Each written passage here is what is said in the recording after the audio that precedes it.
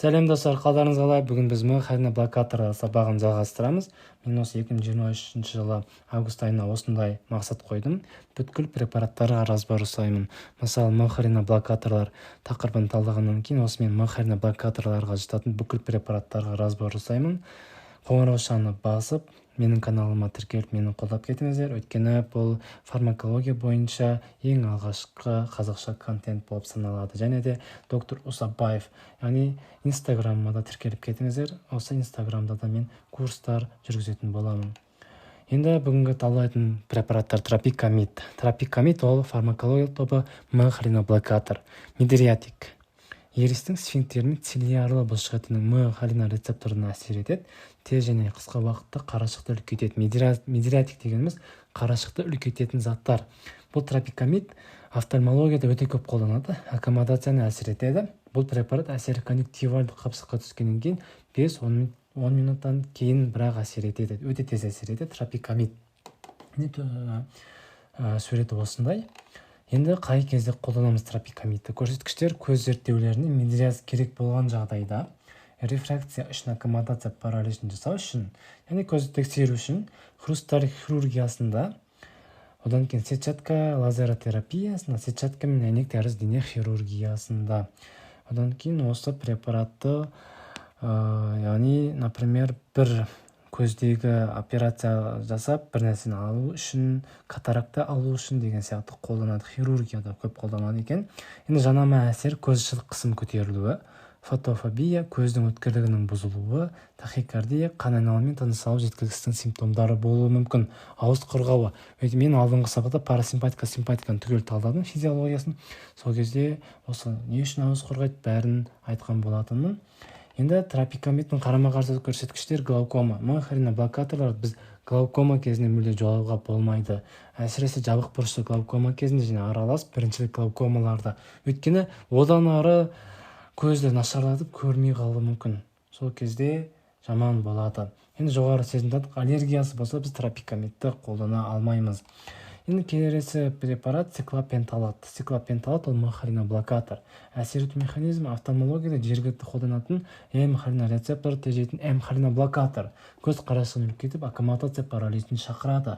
Аккомодация 24 сағаттан кейін қалыпқа келеді. Аккомодация дегеніміз, яғни біз алысқа қараған кезде көзіміз сол жаңағы алыста тұрған нәрсені көру үшін жаңағы бұлшықеттер жиырылады, соны аккомодация деп атайды. Енді циклопенталат, міне көрдіңіз, жергілікті қолданатын негізгі препарат. Енді қолданылуы көз диагностикасына, офтальмоскопия үшін, рефракция анықтауда, көз зерттеулеріне қолданады. Одан катаракта алу үшін, көз қарашығын үлкейту үшін, катаракта, яғни қарашықтың ішінде болады ғой. Соны енді біз кішкентай қарашықтан аламаймыз. Оны осы циклопенталатты беру арқылы, науқастың көзіне тамызу арқылы жаңағы қарашығын мидриатик, яғни қарашықты үлкейтіп, бұл катарактын алып тастай аламыз. Эписклерит, склерит, көздің ауруларының, қабыну ауруларының, кератит, иридоциклит, урит, комплекс терапияда қолданады. Осында қолданады екен. Енді циклопенталаттың жанама әсері қандай? Гиперемия, гиперемия болады. Кісік біледі, гиперемия ісу деген мағынаны біледі. Конъюнктива ісігінде және көз алмасының ісуінде, яғни ісиді. Фотофобия, көз шылық қысым көбеюі, көз өткірлігінің төмендеуі, блефароконъюнктивит, нүктелі кератит, әлсіздік, енді көзінің қабыну, жаңағы конъюнктива дегеніміз ол жаңағы қарашықтың асты, сол жер қабынып кетеді екен. Жүрек айну, ауыз құрғауы, бас ауру, ұйқысыздық, тахикардия, ішек атониясы, острая задержка мочи, балаларда жүйелік реакциялар көбірек болады. Енді ішек атониясы не үшін болады? Өйткені біз парасимпатиканы тежеп тастаймыз. Сосын жаңағы зәр шықпай қалуы мүмкін.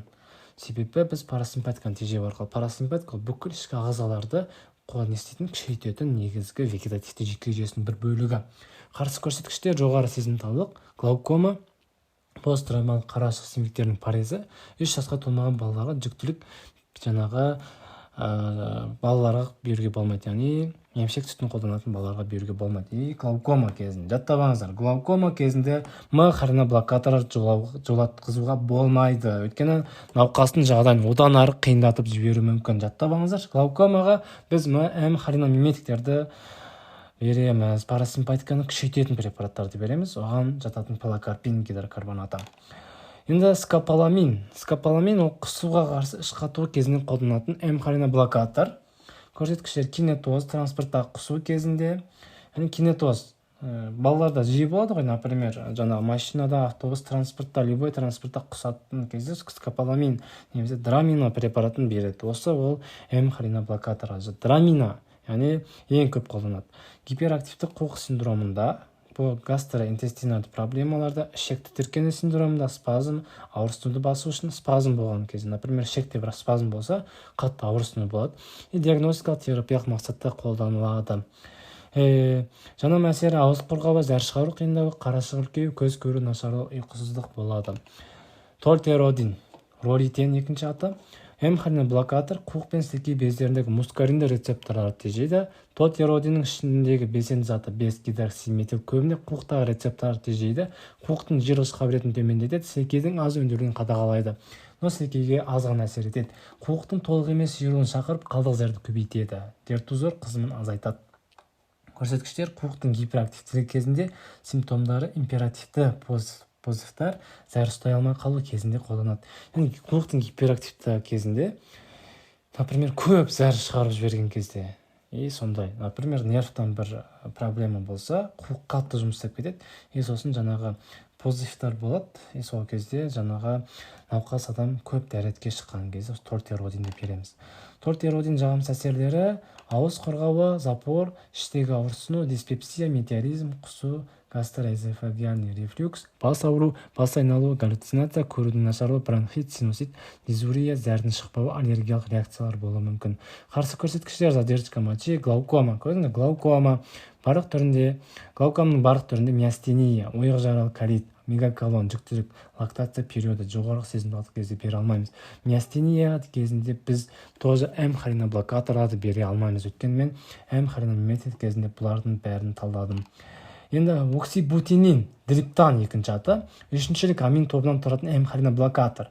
Ішкі органдарға миотропты спазмолитикалық әсер етеді. Спазмдарды жояды, тегіс сала бұлшықтар тонусын төмендетеді. ЖКТ-дағы жатырдың, зәр шығару органдарының, қуықтың тағы басқа. Яғни сол жердегі бүкіл тонусы төмендетеді. Нейрогенді жолмен қуық дертузорын төмендетеді, өздігінен жиырылуын жояды, көлемін ретіп, қалдық зәр көп қалады, позитив азаяды. Яғни көп зәр шығаруға жаңағы позитив, қазақшасын білмедім түсінесің. Көрсеткіштер: зәр ұстай алмау, дертузор, гиперрефлексиясы. Мысалы, рассеянный склероздан пайда болатын. Рассеянный склероз дегеніміз ол жүйке жүйесінің бірте-бірте жойылуы, миелинді қабатын жойылуы. Сол кезде жаңағы қуыққа баратын нервтар жойылса, осы жаңағы зәр ұстай алмау басталады. 5 жастан асқан балаларда түнгі енуді жою үшін осы препарат қолданылады екен. Енді оксибутиннің жанама әсері: ауыз қорғауы, тошнота, запор, іштегі дискомфорттар, диарея, бас ауыру. Қарсы көрсеткіштер: задержка мочи, зәр шықпай қалса, іш өтімсіздігі, ішек атониясы кезінде жаралы колит, расширение ободочной кишки, миастения, глаукома 5 жасқа толмаған балаларға болмайды. Назарларыңызға көп рахмет. Енді эмхариноблокаторлардың 4-ші бөлімін күтіңіздер.